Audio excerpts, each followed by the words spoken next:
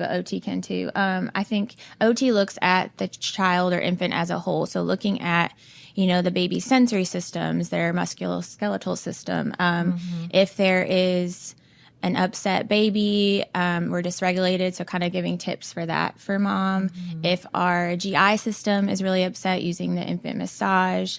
If we have body tension or positional preferences, knowing okay, if this baby might have torticollis or some restrictions, that's going to affect which side of the breast is going to work well for mom or for baby in that relationship. So it's kind of a combination of things. I think we look at that baby as a whole. Yeah. And do you think all babies have a preferred side? That's a good question. I don't know.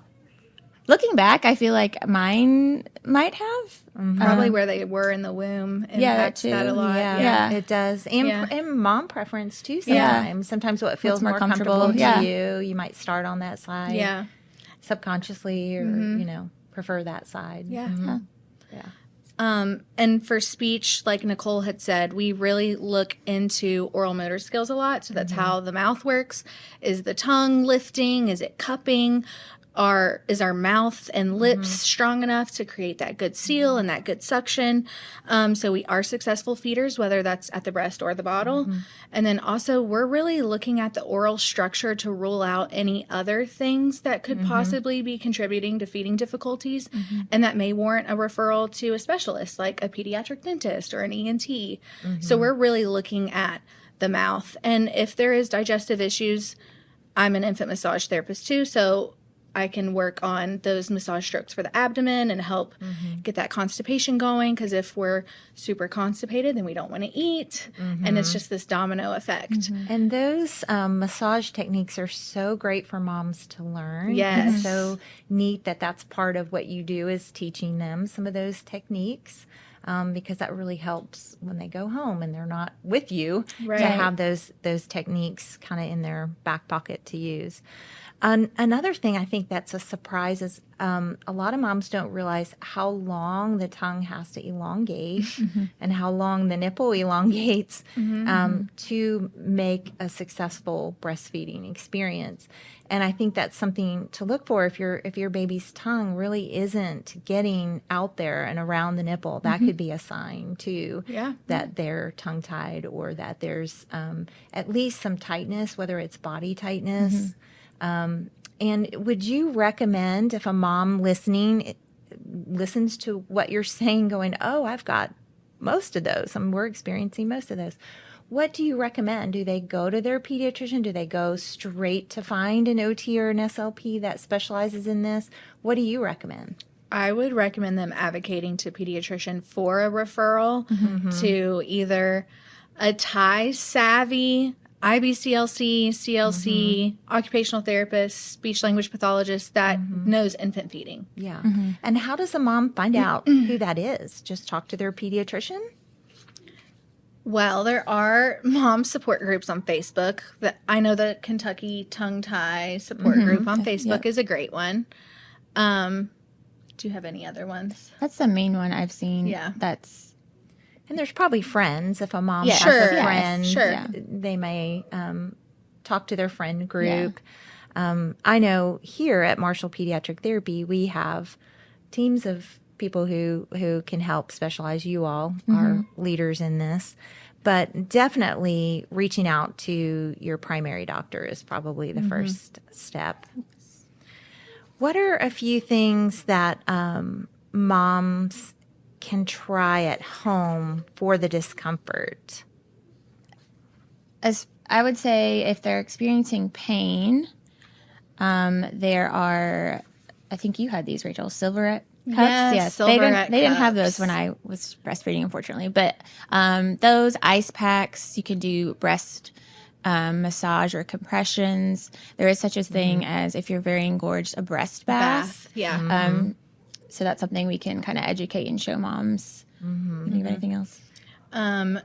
Depending on if they have like clogged ducts or something, you can do heat or ice, but shower, get the steam, lean over, let the gravity help pull those forward. Vibration even. Yeah. Those are all good suggestions. I always remember the old long time suggestion of just put cabbage leaves on your breast Yep. to relieve it. So how do you know, like even with breast engorgement, when that's becoming a problem? Because you want to prevent mastitis, but what is something you help moms with engorgement? I think a lot of times mom's first thing is to stop feeding and pumping, which makes the problem worse just from our body being supply and demand. So really educating them on we need to relieve or we're just going to keep. And you'll know. I mean, I was engorged because Remy struggled latching and we had feeding difficulties. So when my milk came in and he wasn't emptying or latching frequently enough, I got engorged and I was so tight and so full and it's so uncomfortable. So that's a hard one. It is hard. It's And hard. mastitis is not fun. fun. It feels like a truck hits you Yep. and you get it. It hits hard and fast, and yeah, it's not fun. And the opposite, let's talk about that for a minute. When the milk production isn't high enough for the demand of the baby, what are some techniques that moms can use when they're trying to increase their milk supply? Definitely increase nipple stimulation, bringing baby to the breast more frequently. We want to decrease the time between feedings or even between pumping. Power pumping is an option. Power pumping. Yeah. Even just skin to skin so you can get that bond with baby. And if you're pumping and you're struggling to get that milk production, looking at videos of baby or looking at pictures of baby, keeping baby close, just so you can release your love hormones. That's a part of your milk production hormone. That's so great. That's such a thing that we don't think about or isn't talked about. I know for me, hydrating was also another thing. Like sometimes our measuring it helps because we think we're drinking more than we are. And odd thing, I would try everything from, we didn't have lactation cookies when I was, that wasn't a thing then. But one thing I did do that helped me tremendously every time was carrot apple juice. I had a juicer that I would do carrot apple juice. And for whatever reason, those carrots and the apples just would make my milk production increase, and I would get right back on track. Yeah, nutrient-dense diet. One trick I kind of did with my second and third was every morning I would put like a bottle of water spots I thought I might breastfeed. So in his room, on the couch. Idea. So every time I'm feeding, I like try to chug some water to kind of balance that out a little bit. It really helps when you're a chugger. When when you struggle to get water down. We're so busy during the day. That's the times, with baby. I would do the same. Just chug it. Yeah. Or if you have those moms that the mental aspect and they're worried and they're stressed and all they're focusing on is I'm not making enough milk, and they're counting ounces and it just becomes their whole life. I've even told some of my moms to put socks on their pumps when they're pumping so they can't see it. Oh, that's and a then great it takes idea. the mental part out of it while looking at baby or looking at pictures or videos or whatever. So then you can't focus on that. Yeah. It's not an option. And I wonder environment too. Like if you could just, well, now people can pump anywhere. It feels like it really can just stick it in your shirt and go.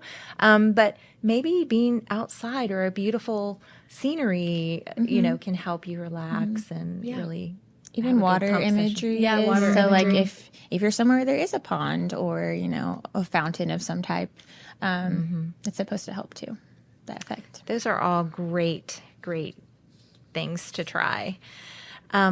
So to wrap it up here, after birth, if you've got questions about breastfeeding, and if your baby's latch or positioning or things just aren't working, and you want to seek professional help, repeat that one more time. How can a mom get help when they're struggling with breastfeeding?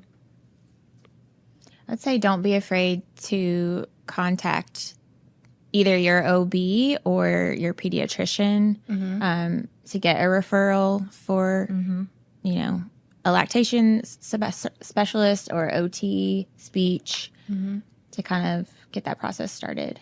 Yes, you are your own advocate. Don't be afraid to advocate for you or your baby.